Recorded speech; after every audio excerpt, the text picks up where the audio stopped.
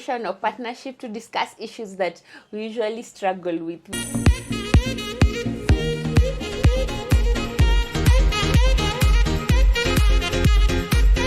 We're in a very good era where things like, just discussing the struggles you're going through has been normalized, and we are very happy to even grow up in this generation. So my name is Wangare Kuria, the farmer on fire, and this is... My name is Nyambura Sinyi. And she's a farmer as well. Yes, I'm a gardener. I like to call myself a gardener. Yes. Yeah. So make sure you check out her channel. Make sure you check out Farmer on Fire. Subscribe. Good things in there for you. So today we are going to talk about things, motherhood, things, entrepreneurship, things, just running a house, running a business, even just being on top of all that. And still growing food. Yes. Like, where do we find the time? Yeah. But I also feel it's also a passion point. Yeah. When you're doing what you love, you're not working a day in your life. Yes, you're always happy. Yes. It's a party. Yes, you are seeing we're already took over with good things. Yeah. Soft life. You can have soft life and still grow food. Doesn't have to be like every day you have mud boots and a big jacket. Yeah. That's how we grew up seeing farming. And it never looks like it is fancy or something like I would aspire to become when I grow up. Yeah, but we can make that conversation easier because technology, because also ideas and different ways of doing different things. You don't have to do it the traditional way. Yeah. So for me, I like it that you're bringing up in an interesting way of us stopping to think of farming as a backward thing, as a thing that tortured our childhood and we want to leave it behind. Yeah. We can still embrace it because it still has benefits. Yes, I'm not underplaying it was drudgerous. Yeah. People who had cows, my mom didn't have a cow, but I saw people who have cows and they had to take napier grass uphill and all those things. Those are not fun, but there is a way we can start to socialize ourselves so that even our kids know what a carrot looks like. Yes. A kid knows food doesn't come from neighbors. Food comes from the ground. Yeah. And when they learn such things, then they're like, oh, so I should have more respect with this soil. Yes. Because it's literally feeding me. Yeah. Yes, because also our kids, because they're too hygienic, they've been socialized to think of soil as dirty.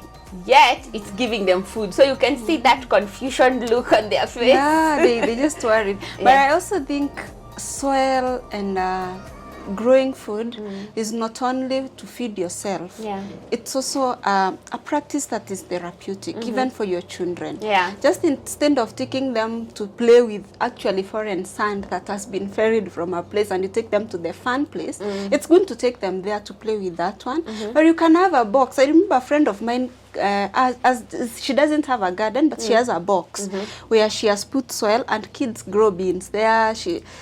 So nice. It's really... everyone can grow beans. Yeah. So that's a fun, doable So it's thing. fun, and also touching the soil is very therapeutic. It's healing. Yeah, it's healing. I think we were meant to be that close to the soil, but we are trying to detach ourselves. And even it's good you bring up this conversation. I know we were supposed to rant and talk about the drudgerous journey, but I feel like this climate thing and taking care of our soil and taking care of our environment is very important.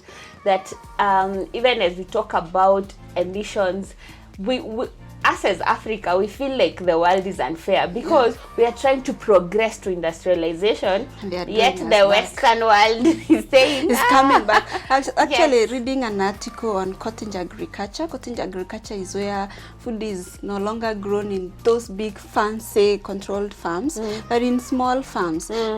I think it's a conversation that is picking up very well in the West, that people are encouraged to grow food in small scale spaces. Farming, no monocropping. Just let food grow. Do not overthink that gardens must look straight lines.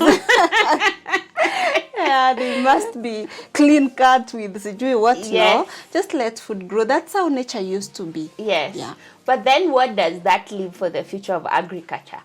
Because innovation is the one that is bringing those things that we are saying we need to innovate. We need to go back in terms of technology. We need to start cycling more.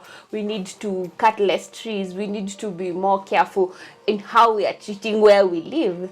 One thing I know is that man is a very dynamic being. Yes. When he actually embraces anything, he can make it work for him. Okay. That's the truth. Because when COVID came, the world stopped. And people thought Africans will die like flies. But we didn't die, and the world is now back to normal. So man adapts very fast. The problem is when we don't buy the idea. When we don't buy the idea of taking care of our weather, of our climate and our soil, and we don't do anything about it. If we do, even the innovators will do what they need to do to make it work. Yeah. And if we don't take care of our soil, you know, people in urban centers think it doesn't affect them, it affects the farmers.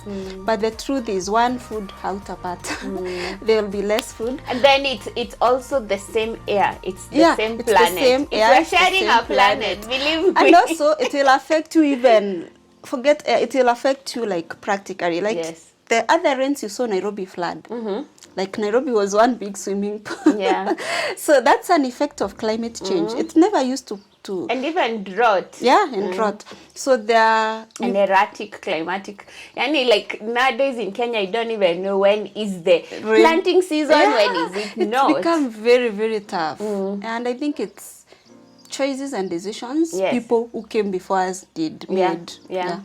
I think they didn't know that they were having it, but now it's our time to change it. Yeah, I think it's our time to change it, and everyone should like you should take charge of your small activity. Take something. If you don't have a space, go to Mount Kenya Forest and plant 3 trees. Go to Nyandarua Forest and any space around you. Like me, I'm near Ololua Forest. Public, just go. Public schools. You can go to public schools and just plant a tree. Even if it's one, you can say, I don't have a compound. To plant, so there is a lot you can do to help the world go green. That's true. Now, let's go to mommyology. The fact that parenting in our era is so complex, it's so different. We can't go back with the same template that brought us here, and we have to work with technology as well. And technology is known to be the enemy of parenting, yet if everything has a good side and a bad side. So for me, I wouldn't call myself an absolute hater of technology. And like I said, man is very adaptive. Same to mothers. The one thing I'll tell mothers in this era, do not deny your children technology totally when they're in your house. They'll find somewhere to go and do those things that you're denying them. So you expose them responsibly. You take time with your children, see what they are watching, see whatever games they are playing. Put interest. And when you put interest, if they are going wayward, you will be there to know. But if you're not interested and you just let them be, you will not know what they are doing. If you're not present in your child's life, they start there's a time aspect as well. Yeah, they start to diverge from whatever you're teaching them. They don't see it. Also practice what you say. If it's off-screen time, also you have off-screen time. It's easier said than done. Yeah, I know it's easier said than done, but it can be done actually. So if you're telling your children you can't watch TV all day, but you, when your day off has come, you spend the whole day and night watching movies, the child does not learn from hearing. They learn from seeing. And it's very complicated right now post-COVID because daddy is always on his laptop and they're like, what do you mean he's working? Yeah, exactly. But you also have to be very deliberate. Like for us, we have deliberate breaks. Okay. Like you can't sit on the laptop. It's also not healthy for you. Yeah, from morning to evening. And like I said, we have goats. We go out in the evening to graze them. So you are off screen. You are out in nature. Find something else to do away from the screen. An activity. And gardening is one of them. Gardening is one of them. So let's talk about how we've been thinking that the people in the national parks or even like Maasai's, they're disturbing our lives. We've gone, we can't say it's their land, but we've gone, immigrated and taken the property that's originally theirs. And so their grazing land is getting limited and limited. and that's what happens if you have fenced your land and a Maasai comes and puts his goats there. You take him to the chief, and it becomes a whole dramatic thing. Yet that animal is playing a significant part in the ecosystem. Yeah, I know that's quite a complex thing to do, but it can be done, as I always said. So what has happened is that population has grown. If you look at Nairobi in the 90s, it's not the Nairobi we have in the 20s. That's true. More people are living outside the Nairobi CBD, and as they move out, like as we've moved out of the center, you have to encroach the Maasai land. It's the nearest place. So Kajiado, Kitengela, and Rongai, going all the way to Kiserian. Actually, an interesting thing, Maasais, because they were nomadic, they own a lot of spaces in Africa. Yeah, so I was even learning something like Nyahururu is a Maasai word. Like if you go there, there's Samburu. Yeah. So they kinda owned everywhere. Yeah, so they had a lot of liberty, which is not there anymore. So I think we must also educate them, one, to reduce their livestock. And even as they reduce their livestock, we also become responsible. Even as we urbanize everywhere, we don't make everything a concrete jungle. You can have cottage homes, you can have, just make sure you're a responsible human being. Leave spaces for growing food, leave spaces for growing trees, leave spaces for animals growing. Because you can imagine if one day we woke up and the whole of Kitengela, Kajiado and everywhere is just That's buildings. not fun. Buildings. Where will we get food? Because there's a lot of food that is grown on that side. Something so many people don't know. Yes, they think all food comes from Thika Road. Yeah. Your highway, Ika is straight and narrow. It's not true. Yes. There's a lot of food that comes from Kajiado County and animals. Namanga Road, In all Namanga the way Road. to Tanzania. Yes. There is an interesting concept that you bring in terms of the gatekeepers of our soil, which is number one, the farmers now, obviously, and then number two, real estate. And I don't think real estate people are given enough platform to also be seen as significant people who are affecting the ecosystem. Yeah, because we just look at them as people who are out to make money. We most of the time don't want to include them in the dialogue about how is your estate green. If you're building an expansive estate, what steps are you taking as a developer to make sure that the place remains a bit How many trees have you cleared? Yeah, how many trees have you cleared, and how do you design? Yeah, how do you intend to protect the environment? Even as you provide housing, because housing is a need. Yeah, that's true. And I've seen a few people who've taken the initiative even in the real estate space, so we are excited about that. And hope more people take on that pledge of I will do my part. I'll do my part. I will do it consciously. I'm not saying I will stop development, but I will do it in a better way with all the stakeholders put in place. Yeah, because I'm a person who doesn't believe in doing things to redo them the old way. It's not. I don't think it's progressive. Yes. I'm a person who thinks about if we were to do it differently from what they did it, how would we do it for it to be relevant in our current setting. Sawa. We need to do a greet and meet, and we go to Meru with a whole caravan. Bus tour. Yeah, we need to go to Meru and find go to Nyahururu as well. Yeah, it's also very rich in terms of food. And a bit cold, but there is a lot of waru and minji and carrots. I tell everyone this is my staple food. If I stay 2 days without it, my body has muscle memory. Till start. So Meru, there's a lot. It's very diverse Meru where you will go. There's dry parts of Meru, there's very cold parts of Meru, there are hot parts, there's tea, there's miraa, there's coffee. So Meru is very rich in terms of agriculture. It goes all the way from horticulture to cottage farming to cash crop farming to even estate. They can't estate all farms, but these big farms where they even grow things like wheat, canola oil is grown in Meru. I don't know whether you have an idea.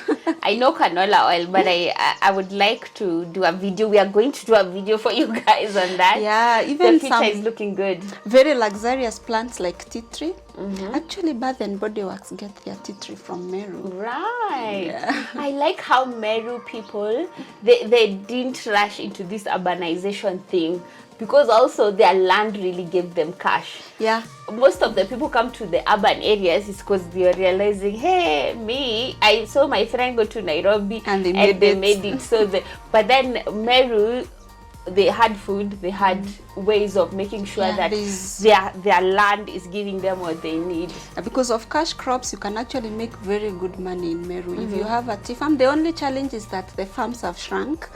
So if you have 10 sons and you have 10 acres, so that has also affected cultural issues. But still, Meru is very rich. Yeah. Thank you so much. I think this was a good discussion, and I hope people out there can give us comments on what you think, what you are doing to engage yourself in this conversation. Believe me, we are all involved here. This is just not Nyambura and Wangari talking. We want you to get on. Let's plug in. Let's see what initiatives we can do. Let's plant as many trees as possible. Let's try not to have a lot of open ground in terms of cover crop. If you have grass, let it stay there. Don't just go digging up things, and just living responsibly. Go to YouTube, binge on those things in terms of carbon emission. Teach yourself how to become a better human being. A more responsible. This is the only earth we have. Yeah. We have to protect it. Yes. So thank you so much. We'll catch you on the next one. Goodbye. Subscribe.